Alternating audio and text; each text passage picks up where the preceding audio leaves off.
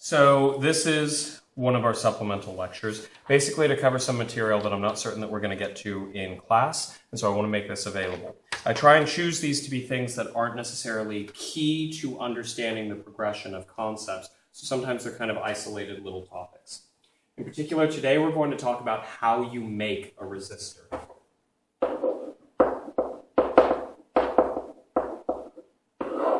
Resistors. Now, we've used resistors a lot in class, in our circuits, but here's where we're actually going to talk about the things that go into resistors and how they're actually made. So, as a reminder, these are some of the resistors that we've actually seen in class. These are with our snap circuit kits that we actually use for a variety of purposes. Now, resistors, they're made in a bunch of different ways. These are actually usually made with carbon. And one of the other things that we usually treat resistors to be is a light bulb. We're going to talk about light bulbs as well. All right. For resistors, we're going to look specifically for how you can make a resistor. And for that, we're going to introduce one of the equations. Now, this is one that you'll see on the AP exam. You might use it, you might not. This is one that doesn't necessarily show up every year, but the equation is on the equation sheet, so it's one that I want to at least make available some materials. Now, one of the ways that I used to describe this is we'd look at it, keep picking up the marker and setting it down, but since we treat many of our resistors as light bulbs, it's great to look at a light bulb to get an idea of how to make a resistor. Light bulbs, and specifically when you look at them, the part that's actually doing stuff is the filament. The filament is basically, so if I've got a light bulb here, so here's a very poorly drawn light bulb, we have a wire that comes up and loops around a whole lot and then goes back down like this. In fact, if you check your notes, if we did the introduction of it, this is a very poorly drawn, but pretty close to what the circuit diagram is for a light bulb. These are usually seen as incandescent. Now, if I get some time, I'll try and do some microscope images so that you can see them close up. But of the things to note about them is that they are small, and thin, very thin. They're many times coiled. They're looped around in what looks almost like a spring, and they're usually made out of metal, some material. These are all things that go into designing a light bulb, or more broadly, a resistor. Light bulbs are very specialized resistors that are designed to actually take the electrical energy that's coming in and turn it very efficiently into thermal energy. So they're actually both pretty good resistors, although for exactly what they're looking for, to convert electrical energy into thermal energy to get something glowing, or basically they heat it up so much that it starts glowing white hot. It's like with an oven, when you turn on the burner, as it gets warmer and warmer, it starts glowing kind of reddish and then orange, and then eventually things can become white hot. Regular incandescent light bulbs are actually ones that we convert the electrical energy. The resistor converts that into thermal energy, getting this so hot that it actually gets close to the temperature of the sun, it turns out, and will start putting off light very similar to the sun. That's how an incandescent bulb works. It's also one of the reasons why they're not terribly efficient compared to some of the others. The main equation that you'll actually need is this. Resistance, so things like the resistance of a wire, for instance, which is what we're going to look at, is equal to rho times L divided by A. All right, R, or R wire, is the resistance of the wire. It is measured in ohm. It is exactly like the resistance of, well, the resistors that we've looked at. This is 100 ohm. This one is 1,000 ohm. I've got 5,000 ohm, and then somewhere else I've got, hey, here's a 10,000 ohm. I'll give you a hint. We're not actually going to look at them in class just because we don't have time for them. But these little color stripes, there's actually a code that you can learn how to read that will tell you, based off the color, what they actually are. These are actually marked what they are, but neither here nor there. Rho is something called the resistivity. Now, these are easy to confuse because one's the resistance and one is the resistivity. Resistance is the actual resistance of the resistor. using the word resist quite a bit, but this is the thing that we've actually used in class. This is the thing that shows up in circuits. It's the thing that has units of ohm. What the resistivity is a bulk property. So, and we'll talk about that in just a moment, but whatever the material is, let's say that it's carbon. Carbon will have a set resistivity. No matter how much of it you have, at least under certain conditions, we're going to bring that up here in a little bit. But for the most part, if you have carbon, you would say that it has a resistivity of some value. If it's lead, it would have a different resistivity. If it's human, for instance, it would have a different resistivity. All materials have something that we call a resistivity, and it describes for that material, all things being equal, how hard it is to get a certain amount of charge to go through a certain amount of that material. In fact, the resistivity is designed to go into this equation. So it's the material property, the material side of this. So for instance, copper's a really good conductor. We're going to find it has a low resistivity. Now, if you have a whole bunch of copper, it will have a different resistance than a very tiny amount of copper, but they will all have the same resistivity. It acts a lot like density, and that's one of the reasons why, hey, look at that, it actually uses the same variable as density, at least as we've learned in class. We'll bring up more on the resistivity here in a minute, but it basically describes how hard it is to move through materials. This is a material property, what the wire is made out of. L is the length of the wire.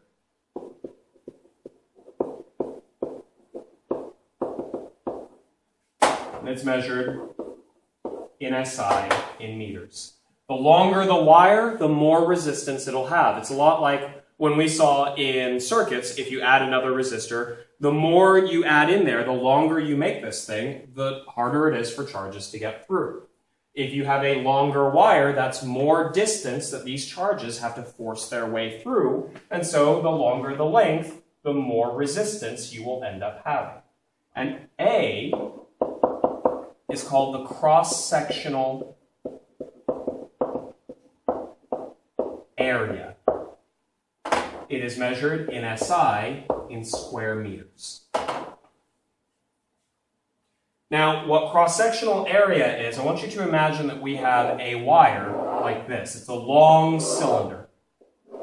And it continues going off in these directions like this. But imagine that I come in and I cut it, and I'm looking here. This is the cross-sectional area, A. It's a way of keeping track of the thickness of the wire, is another way of looking at it. If you have really thin wire, there's not a lot of space there, and the charges are all crammed next to each other. And as we've learned before, charges don't usually like being crammed next to each other, at least if they're all positive or all negative. We're setting this up for current, so we will have positive charges moving one way. In reality, it's negative charges moving the other way, but if you have a tighter space for them to move through, it's harder for them to go through. If you have a larger cross-sectional area, they can kind of spread out some, and it becomes easier for them to move through it. Now, this is one of the things that you may have seen before, but you may wonder why some equipment has thicker wires than others.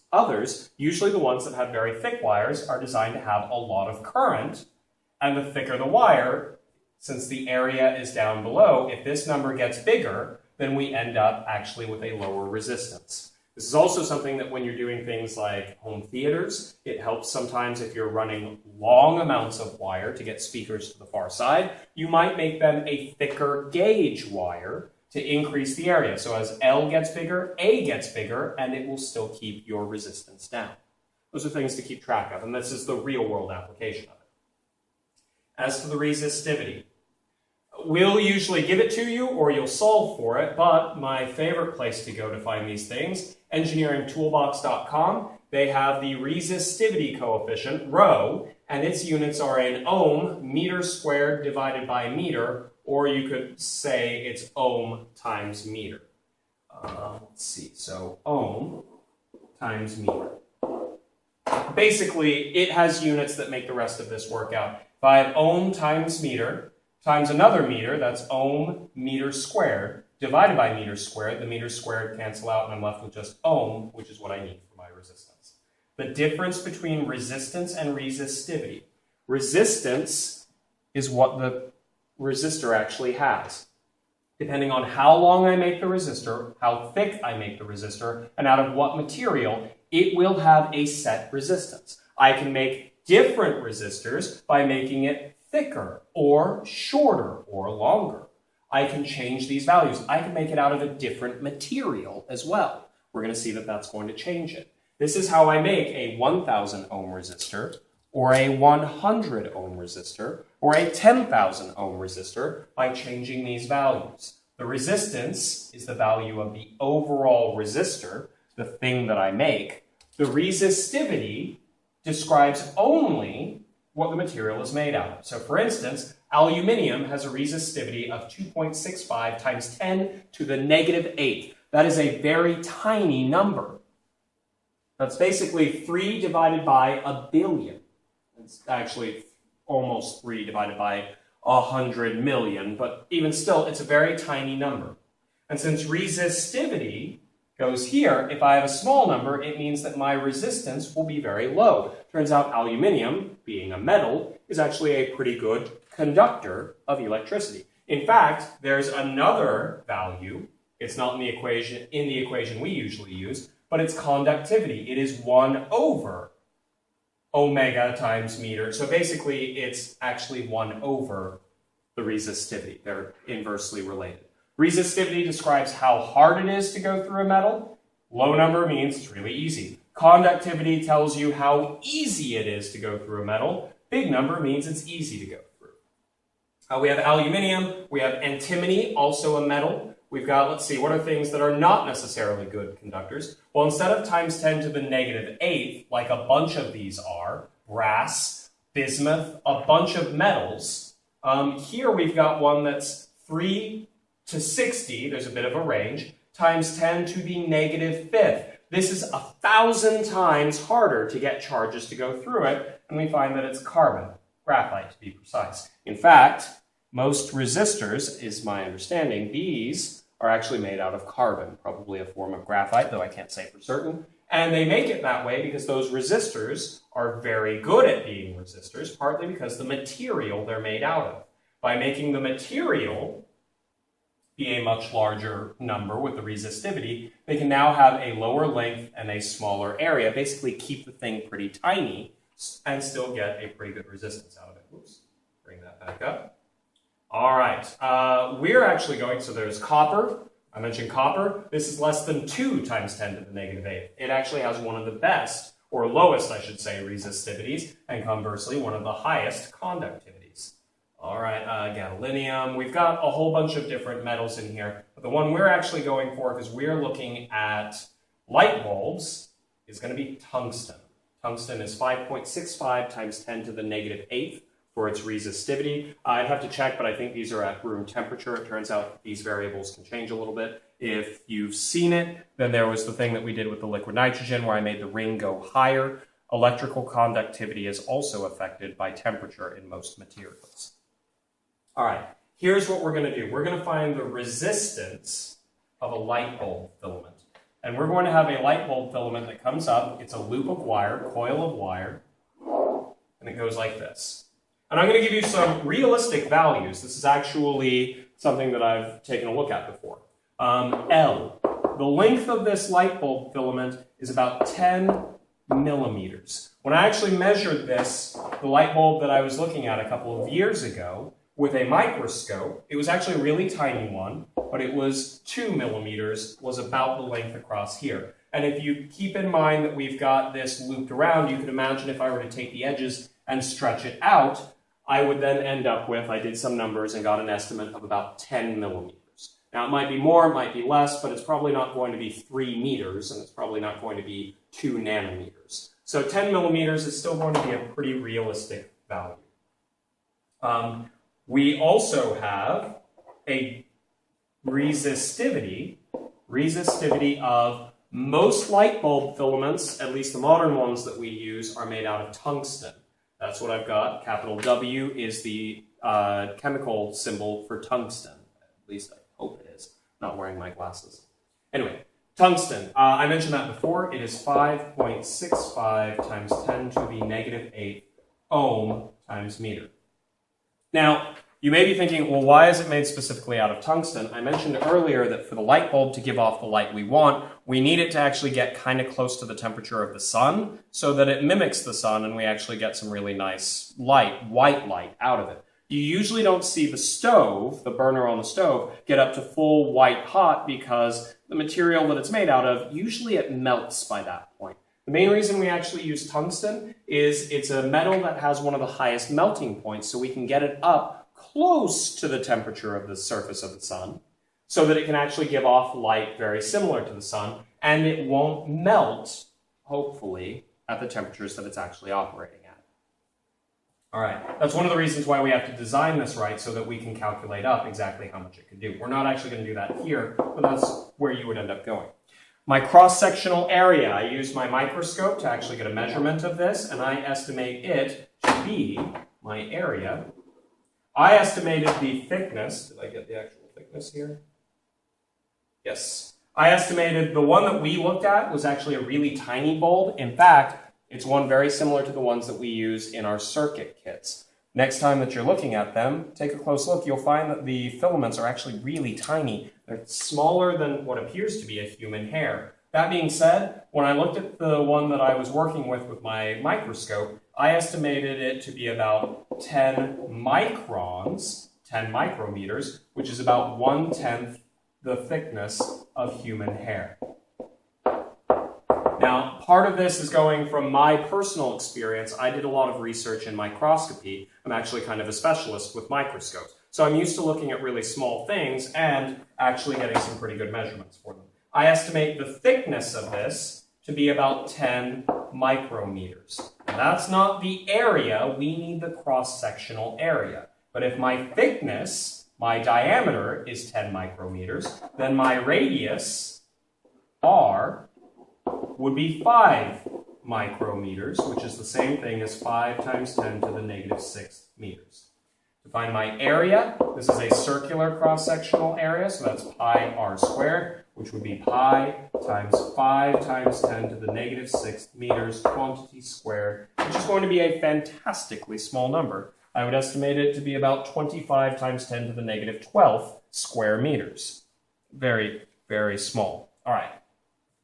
Now that I've got all these put together, we can find the resistance of the light bulb filament by taking its resistivity times its length divided by its cross-sectional area. Well, its resistivity was 5.86. Was it 86? Nope, 5.65. Take that, Sanchez's memory. 5.65 times 10 to the negative 8th ohm times meter, times the length I said was 10 millimeters, which is 0.01 meters. 10 millimeters is 1 centimeter. Divided by the area, pi, times 5 times 10 to the negative 6 meters, quantity squared, which as I said should be about 25 times 10 to the negative 12, but neither here nor there. I can plug these into my calculator. Give me just a moment. 5 times 10 to the negative 6th squared times pi, 5.65 divided by that value times 10 raised to the negative 8th times 0.01. My estimate for the resistance of this light bulb is 7.19 ohm. This was one of the small bulbs that we actually connect to our equipment. One of the other things that we could actually go through with this, we could actually find the power. Bringing in, hopefully you've seen this might be a little premature because where it falls, but now that we know the resistance of this, that would be the resistance inside this circuit. We could actually go through and work backwards. This resistor uses a different material, should be carbon, which was the one that we saw back up here. We could actually go through and figure out the parameters of this. This is how you actually design a resistor to be 100 ohms or 10,000 ohms. Finishing this up for the light bulb, for instance, we could actually use this to figure out what the brightness would be. So if this is the bulb in question, and I attached it to, I've got this here, 3 volts, then I can find that the power, using the equation from circuits, power equals delta V squared over R. This is another form of P equals I delta V. I could go through and actually solve this. We know that we're hooking it up to a 3-volt source divided by, if this is 7.19 ohm, we can actually find that this 3 squared, so that's going to be 9. 9 divided by 7.19, we're dealing with, about 1.25 watts. 1.25 watts for a light bulb. That describes the power it dissipates, basically how much energy it's consuming here and giving off, although a lot of it is not particularly visible. I'm not going to go into that in too much detail, but this is a pretty dim bulb. To design a regular light bulb, if we had, say, a 100-watt light bulb, and we hooked it up to the wall, plugged it into the wall, where delta V is equal to about 120 volts, we could then use the same equation in reverse and find that 100 watts equals 120 volts squared divided by our resistance. We could go through and we could find our resistance is 120 volts squared divided by 100 watts. I think it comes up to 144, but let's see, 120 squared divided by 100. We end up with the resistance of a regular 100-watt incandescent light bulb comes up to 144 ohm. We could actually go through and compare that to the real-world values of its filament. Unfortunately, the values that I had us work through were for one of the tiny ones that we worked with. Regardless, this is how we would go through and make that. We would use the resistivity of tungsten, which is what we used before, because most likely the bulb is actually made with tungsten. Might be made with carbon, some of them are. And then we would go through and we would set up a total length and a thickness, a cross-sectional area, such that when we plug them into this equation, we would get 144 as the resistance, with the resistivity 5.65 times 10 to the negative 8 ohm meters. And we would have a certain length and a cross-sectional area that would get us what we're looking for. We'd have to take a little bit more measurements in order to try and identify that. This is how you actually get the resistance of a resistor. It's related to the materials that we build it out of, resistivity. The length, the longer the length, the higher the resistance, and the cross-sectional area. The thinner we make it, the harder it is for the charges to go through, and we have higher resistance.